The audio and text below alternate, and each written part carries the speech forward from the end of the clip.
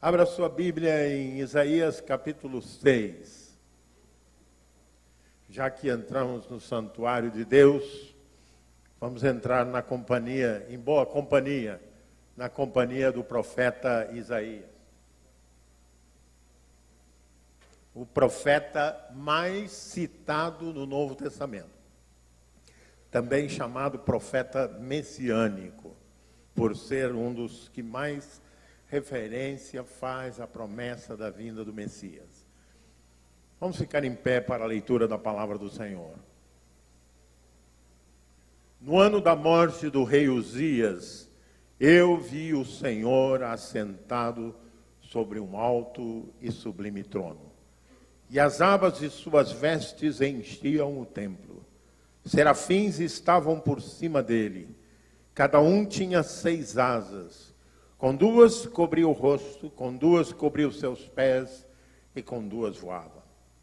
E clamavam uns para os outros, dizendo: Santo, Santo, Santo é o Senhor dos exércitos. Toda a terra está cheia da sua glória. As bases do limiar se moveram à voz do que clamava, e a casa se encheu de fumaça. Então disse eu: ai de mim! Estou perdido, porque sou homem de lábios impuros e habito no meio de um povo de impuros lábios. E os meus olhos viram o Rei, o Senhor dos exércitos. Então um serafim voou para mim, trazendo na mão uma brasa viva que tirara do altar com uma tenaz. Com a brasa tocou a minha boca e disse: eis que ela tocou os teus lábios. A tua iniquidade foi tirada e perdoado o teu pecado. Depois disto, ouvi a voz do Senhor que dizia: a quem enviarei? E quem há de ir por nós? Disse eu: envia-me, eis-me aqui, envia-me a mim. Oremos. Santo de Israel, Deus vivo, só o Senhor é Deus, só o Senhor salva, só o Senhor liberta, só o Senhor cura, só o Senhor realiza sinais e maravilhas, só o Senhor tem a palavra de vida eterna.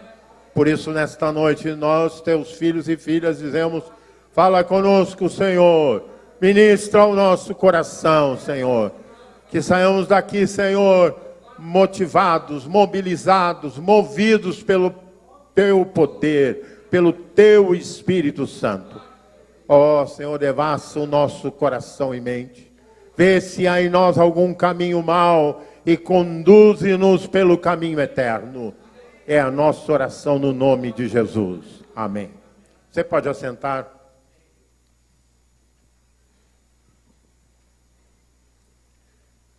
É mais difícil falar sobre textos que todo mundo conhece. Quantos já tinham lido esse texto? Levante a mão.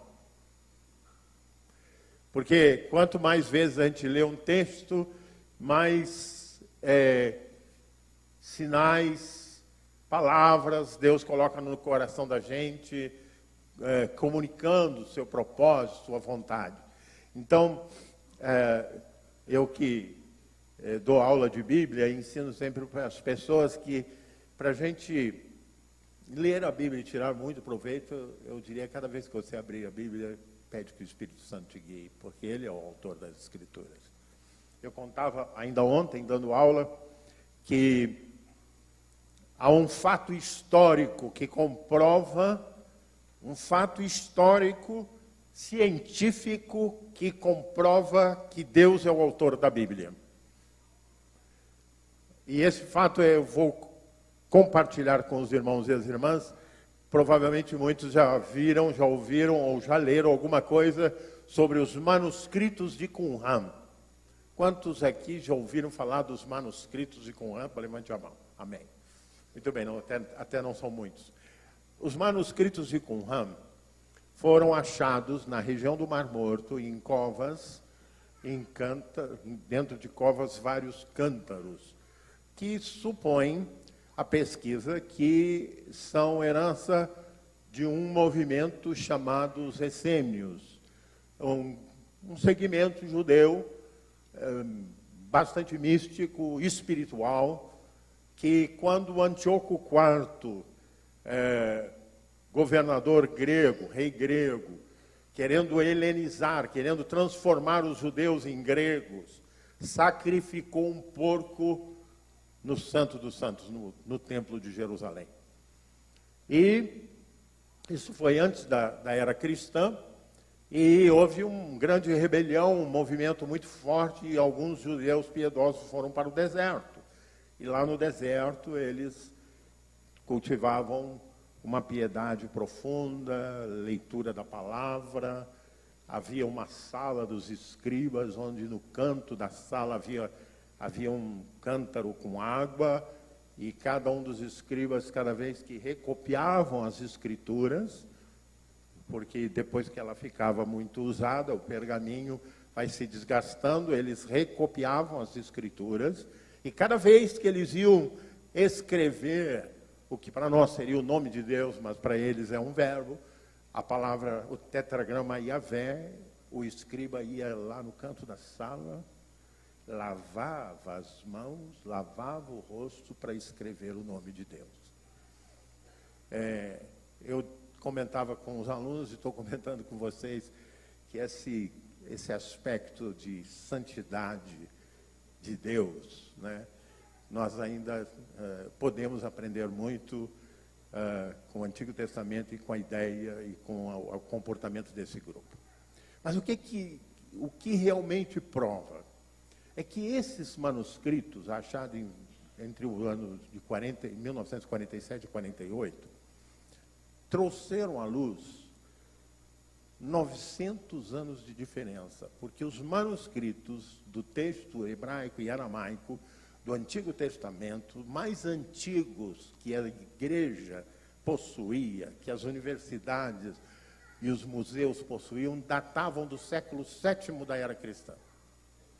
Então, entre o texto que tínhamos e o texto que foi achado, nós demos um salto 900 anos para trás, historicamente. E então compararam, e entre eles esse texto de Isaías, compararam o texto do século II a.C. e o texto do século VII. Nem vírgula, nem ponto tinha de diferença. Quantos aqui já fizeram a brincadeira do telefone sem fio? Boa gente, só os mais antigos, né? Mas quantas vezes você já escreveu uma carta e depois que escreveu você borra e refaz de novo? Faz parte da natureza humana. Não havia diferença. E sabe qual é a conclusão? Não havia diferença porque o autor, 2 séculos antes de Cristo e 7 séculos depois de Cristo, era o mesmo. Era o Espírito Santo de Deus. Repita comigo, o Espírito Santo de Deus. Este Deus vivo que está se movendo entre nós. Apareceu a Isaías. Isto é uma experiência que não é comum na Bíblia. Poucos homens de Deus tiveram a experiência de ver Deus, ver manifesta a glória de Deus, os anjos, como Isaías viu. E eu diria que aí começou o ministério de Isaías. Eu até tenho uma tese de que esse capítulo 6 devia ser o primeiro capítulo de Isaías. Mas esse texto tem tudo a ver com o momento que nós estamos vivendo como nação, como povo de Deus. Por quê? Você que está me ouvindo, mantenha a sua Bíblia aberta aí em Isaías. Viaje comigo ao capítulo 1. No primeiro capítulo, ele começa uma mensagem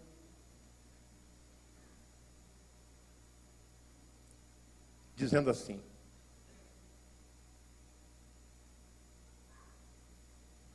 versículo 2, eu quero ler. Ouvi os céus, capítulo 1, e dá ouvidos à terra, porque o Senhor é quem fala. Criei filhos e os engrandeci, mas eles estão revoltados contra mim.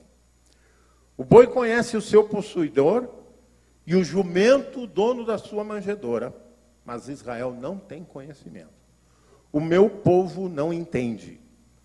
Ai desta nação pecaminosa, povo carregado de iniquidade, raça de malignos.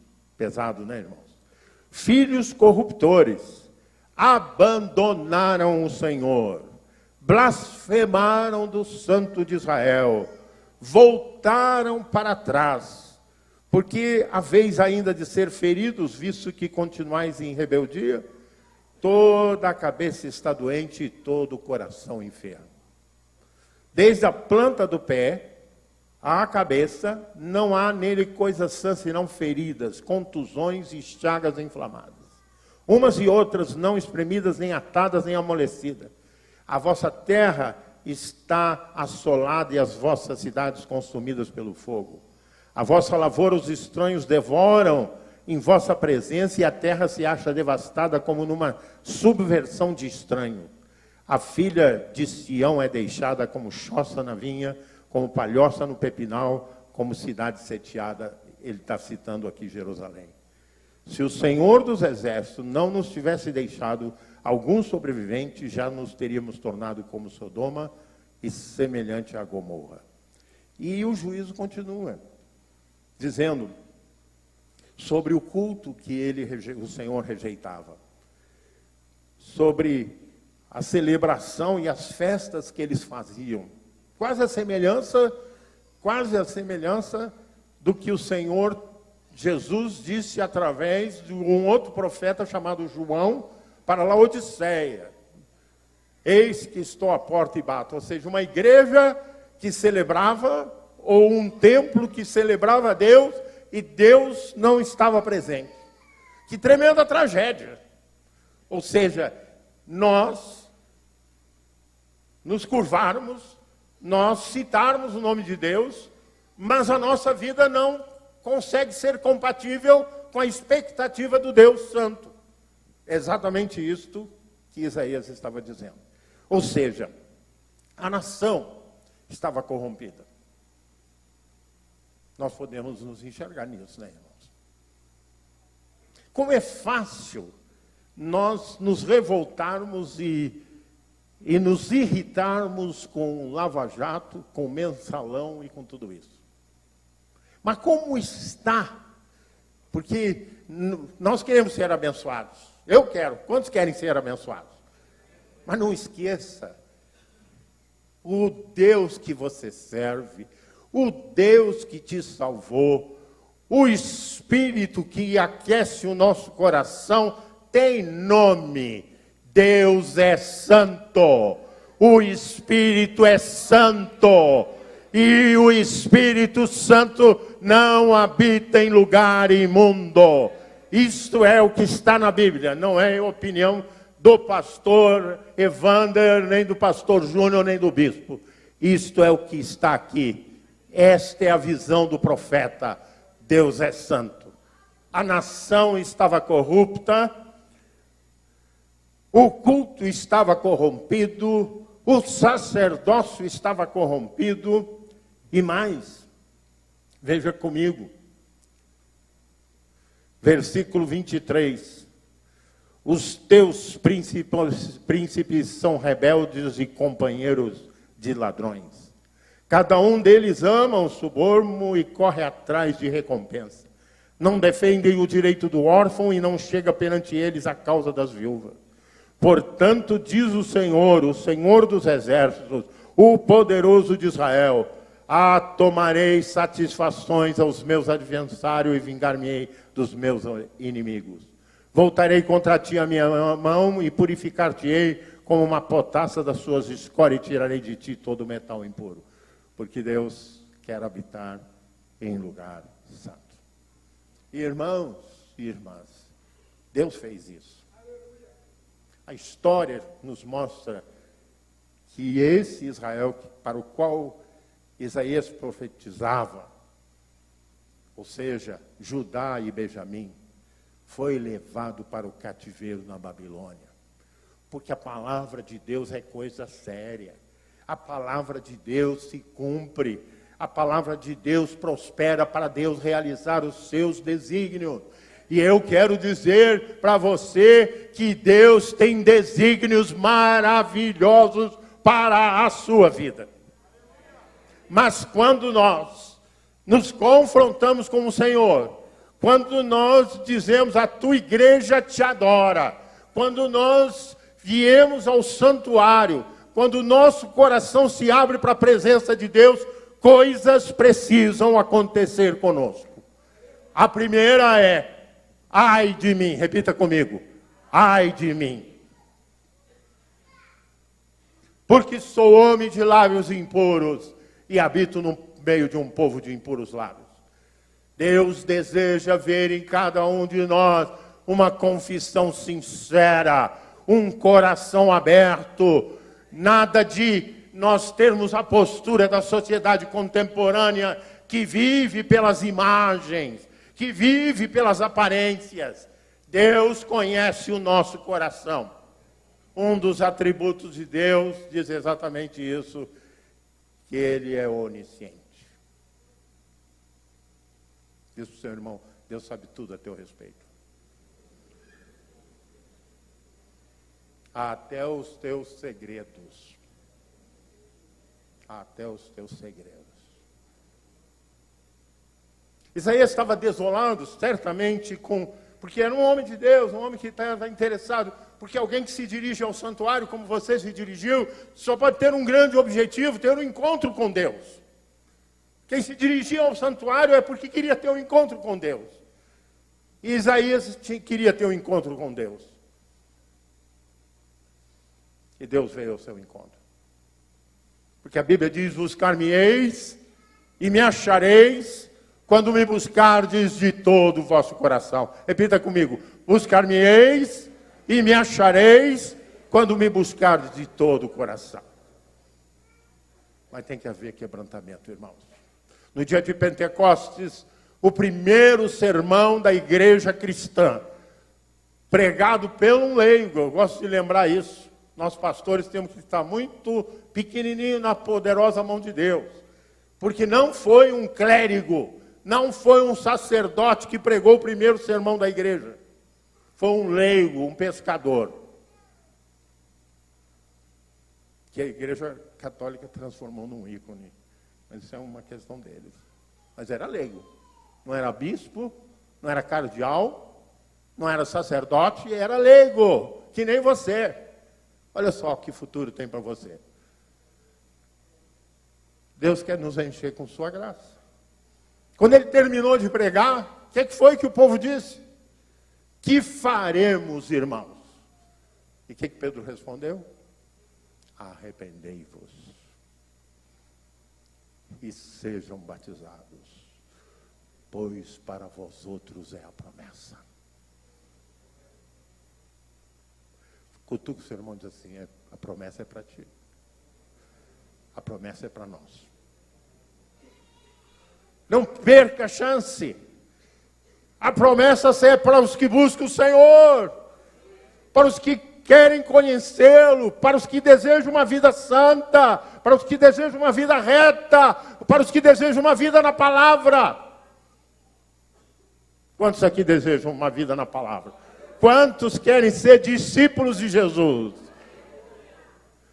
O reverendo Ed Fox sempre diz que nós seguimos a Jesus na companhia de Wesley. Né?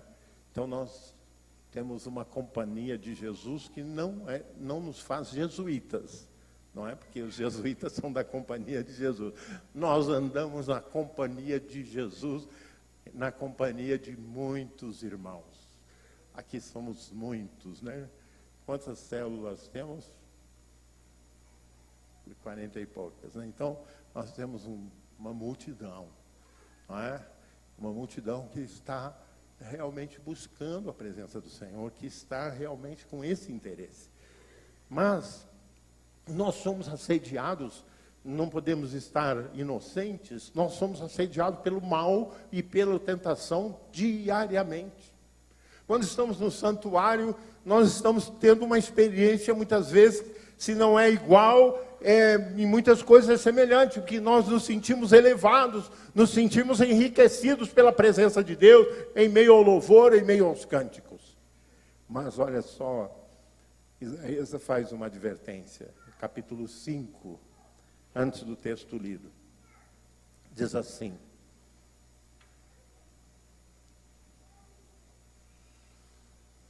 verso 20: ai dos que ao mal chamam bem e ao bem mal, que fazem da escuridade luz e da luz escuridade, que põem o amargo por doce e o doce por amargo.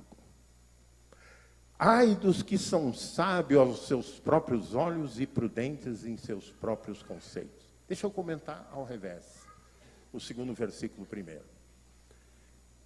Nós temos a tendência de autossuficiência, especialmente quando já crescemos na nossa profissão, nós até muitas vezes por afirmação, porque o mercado de trabalho e os lugares de trabalho, muitas vezes há muita competitividade, fruto do tipo de sociedade que vivemos. Quem tem comércio está sempre, de certa maneira, metido em concorrência com outros comerciantes. Quem trabalha em empresas ou mesmo privadas ou estatais, há uma competição por obter uma posição melhor e uma condição financeira melhor. É inerente à sociedade que nós vivemos. E a gente, muitas vezes, para se afirmar e para garantir o nosso espaço, nós enchemos o peito e procuramos demonstrar força, o poder, capacidade, o que não necessariamente é um erro. Só que isto muitas vezes nos induz, especialmente quando alcançamos grandes resultados na caminhada profissional, nos induz a pensar, quase uma analogia, a pensar que nós somos muito bons, que nós somos muito capazes. E na medida que esse tipo de pensamento enche o nosso coração, é como um termômetro, diminui a nossa dependência, diminui a consciência de que somos, na verdade, pequenos diante da soberania de Deus, somos imensamente dependentes da graça de Deus. Você pode respirar fundo? Assim, enche o peito, solta o ar. Se Deus suspender o ar, você vai ser sepultado amanhã. Você não proveu o ar que você respira. Nós somos frágeis. Nossa vida é curta em relação à eternidade. Ainda que nós sejamos competentes no trabalho que fazemos, nós não podemos, até por uma questão de sobrevivência, perder a visão de Isaías. Ai de mim, se não fora o Senhor, várias vezes diz o profeta, o que seria de nós? Repita comigo, se não fora o Senhor, o que seria de nós? Porque essa é a tendência. E a decorrência disso é que quando nós nos sentimos autossuficientes, nós começamos a sentir-nos seguros para decidir ao bel prazer sobre a nossa própria vida. E decidimos o que é bom e o que é ruim, o que é mal, o que não é. Muitas vezes nós vamos tomando decisões sem ter esse temor permanente, constante na nossa vida, da presença de Deus. Separamos a nossa vida secular e profissional da nossa vida com Deus. Departamentalizamos a nossa vida. E em áreas da nossa vida secular, os critérios de Deus não conseguem entrar. E o que a sociedade diz para nós é que sem estes critérios, você aqui não sobrevive. E aí então, parece que os critérios da sociedade têm mais poder que o poder de Deus na sua própria vida.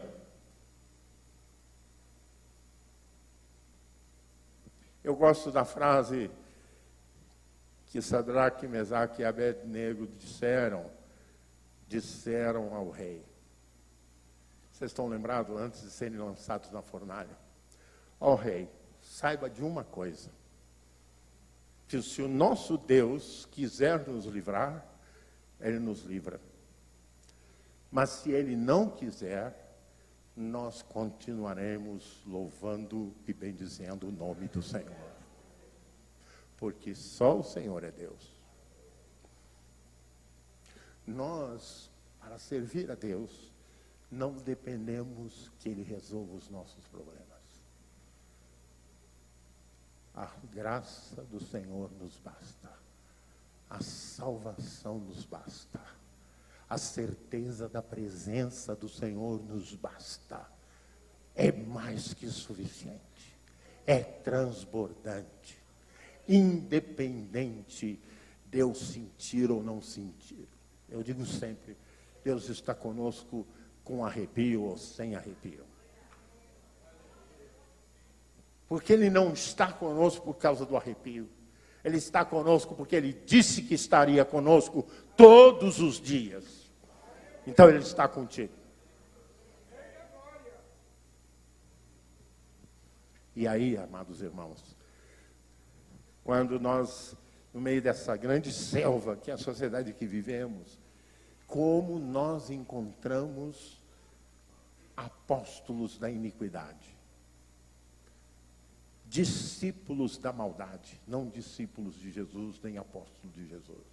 Eu não digo só no sentido religioso, eu digo no sentido da cooptação, para aderir a esses conceitos que fazem do mal bem e do bem mal. É isso que Isaías. A questão da ética dos valores.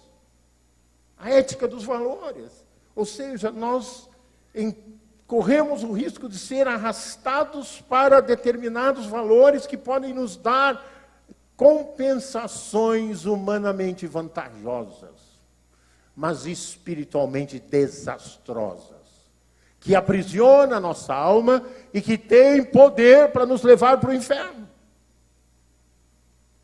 Por isso, o mercado e a sociedade está cheia de apelos a práticas que muitas delas são absolutamente pecaminosas. Podem perfeitamente envolver você em pecado. E aí está a nossa necessidade de ter essa noção da presença permanente de Deus.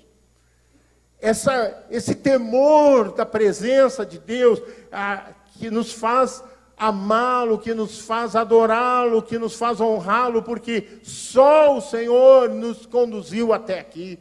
O que de bom existe na nossa vida foi o Senhor que gerou, e nós sabemos disso. E se é assim, nós estamos na mesma condição de Isaías. Nós estamos diante do Santo dos Santos, e não só no santuário, nós transformamos a nossa casa num santuário. A nossa casa se transforma num santuário. O nosso lugar de trabalho se transforma num santuário. E frequentemente nós, mesmo no nosso lugar de trabalho, nós podemos dobrar os joelhos, na hora que vamos ao banheiro, dobrar os joelhos e dizer: Senhor, livra-me da tentação, livra-me do mal. É tão sério isso que a oração cotidiana que Jesus ensinou para nós, o Pai Nosso, nos adverte sobre isso. Não nos deixe cair em tentação, mas livra-nos do mal. Você recebe ofertas diárias para prevaricar contra Deus, para tergiversar em relação ao texto da palavra, para encontrar um jeitinho de transformar o bem em mal e o mal em bem, as trevas em luz e as luzes em trevas. É isso que o profeta está dizendo. E eu vou terminar.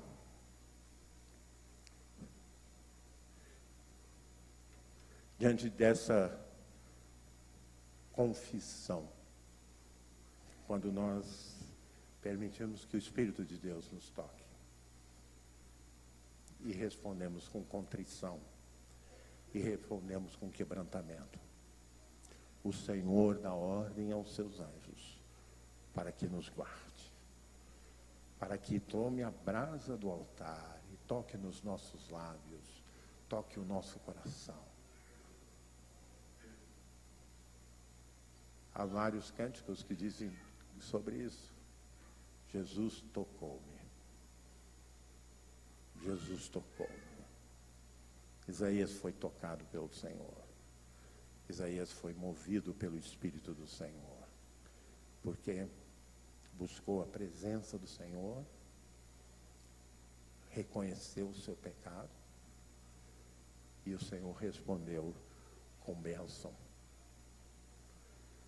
Mas alguma coisa mais pode fazer você ter um upgrade, ter um salto na sua carreira cristã, na sua caminhada de discípulo.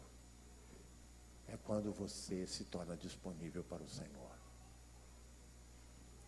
Deus tem os seus olhos postos sobre a terra, em busca de homens e mulheres cujo coração pertençam inteiramente a Ele, para fazer-se forte para com você, para demonstrar a você o poder dEle. O Senhor pergunta. Depois disso ouvi a voz do Senhor, que dizia: quem enviarei e quem há de ir por nós? E a resposta é: disse eu, envia-me a mim.